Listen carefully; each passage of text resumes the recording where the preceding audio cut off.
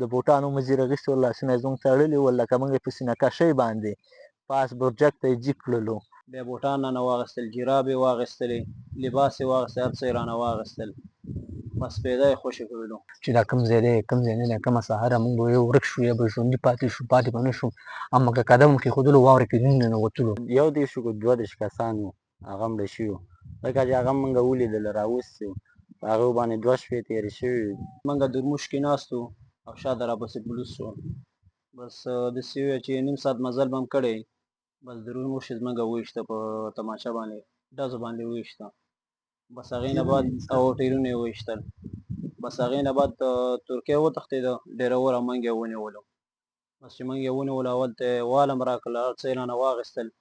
بیا هغې نه بعد راوستلو یو قرارګاه ته ته چې راوستلو هلته یې رانه سامان موبایل هر څه واخېستل. هغې نه بعد یې بس یو وطاق کې واچولو. موږ چې ونیو موږ 26 کسان وو.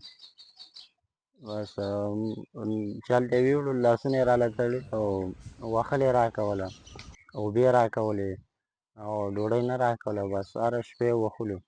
غټ غټ ډانګي ورسره ول، لکه دلته دا بېلچو لاس دا داسې ډانګي ورسره ول او راوختل او نور یې موږ زغ زیات یې ووهلو په دې سر ملا او زغ زیات موږ ووهل.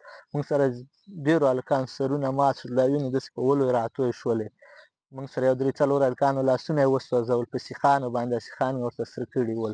د شپې داسې 12 کې 1 بجې ویستلو ویوړلو سرحد له راوستو دې غاړه ایران وه غاړه ترکیې وه دلته یې ووښلو خپلو لاسونو باندې او جرابې او بوټان هر څه یې رانه اخېستي یو بنین او یو پتلون و. بعد د هغې 8 نفر خوشي کولو او دې ته ایران سیټ له چې خوشي کړو دې وخت کې را روان وو او موږ باندې لاره کې د واورې طوفان راغلی. هغه کومه لاره چې موږ له معلومه وه هغه ورکه شوه. 6 ساعته خوا او شا داسې مزل و یعنې داسې وخت راغی لکه موږ چې بوټان پخو کړي خو بوټان نه وو دغه زموږ پښې داسې واورو کلکې کړې وي چې کړپاره به یې کوو لکه اس چې کله روانېږي په یوه لاره باندې دغه کوي که نه کړپاره یې غوندې کوي. زموږ د خپې وینې حرکت پرېښوسته لکه موږ 6 ساعته بعد یو کلی پیدا کړ، هغه کلي ته موږ لاړلو. یو څو دروازې مو ووهلې، هغه د ساحې یو امام و چې هغه دروازه خلاصه کړله موږ ته یې پناه راکړله. او چې رابلدان رالل بس زه هم واوره کې پروت وم او احمد چې و هغه هم پروت و او زه زما خپلو لاسونو مې جمپر یې خپل وشکړ رابلد هغه یې تاو کړلو او احمد چې و هغه یې زما خوا له راوستو بس ځان قدم ټینګ و ځکه چې هغه یې په سر وهلی ډېر روان شو. سر نه وینه هم روانه وه نور نه شو تللی واوره یې هم خوړلې وه.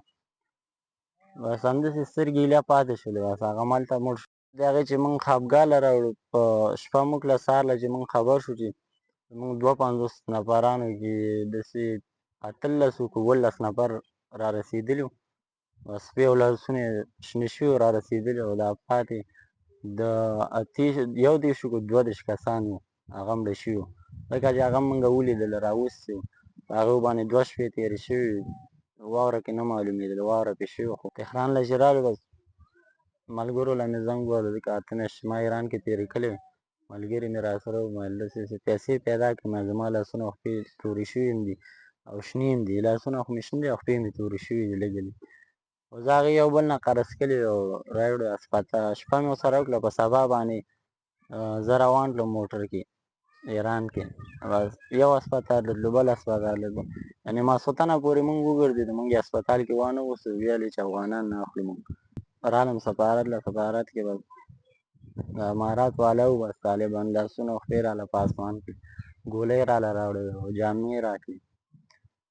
سبا شپه باندې موږ چې دا نور کسان هم راغلي زموږ د ګیم ټول 14 نفر وو بس موټر یې راله ونیولو او هرات یې راوست هرات له طالبانو له په لاس ورکړو هغوی ولاړل بس موږ طالبانو سره یو ساعت وو بس هغې نه بعد 3 میاشتې امبولانسونه راغلل هغې کې یې واچول هرات روغتون له یې راوستو حالات هم ډېر ګډوډ وو بس موږ له یې ویلې وایي هوایي هم انتقال کوو کابل له او 2 ورځې وخت نیسي او که زمیني ځای سبا هم لېږو او هلکانو ویل موږ زمیني ولېږه موږ 15 کسان چې وو دا سیم هم ما سره دا یې امنیت شفاخانې له راوستې او 4 کسان نور پاتې وو هغې وزیر اکبر خان ته ویلو روغتون ته او دلته ډاکټرانو بس وضعیت وکړو ماښام له ستاسو عملیات کوو بس شپې چې عملیات زمونږ وکړ، مونږ چې کله په هوښ رالو د خپو او د لاسونو د ګوتې متې رګونو ځایونه شکولو، نو ډاکټرانو ویلې تاسو له یو میاشت رخصت به مونږ درکړو، تاسو کور له لاړ شئ.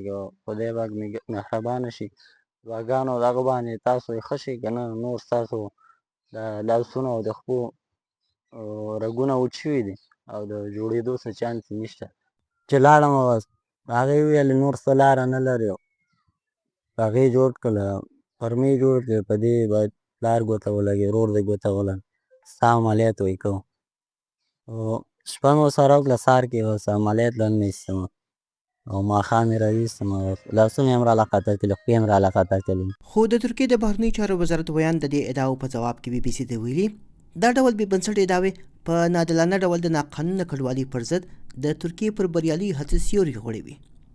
د هیواد پوله ساتي ځواکونه د ملي او نړیوالو قوانینو په پام کې نیولو او د ترک ملت د کلتوري ارزښتونو سره سم د انساني کرامت او بنسټیزو بشري ارزښتونو درناوی کوي او د نیول شوو ناقانونه کډوالو سره د اړتیا په وخت کې د اوبو، خوړو او روغتیایي چوپړونو په ګډون ټولې اړینې مرستې کوي.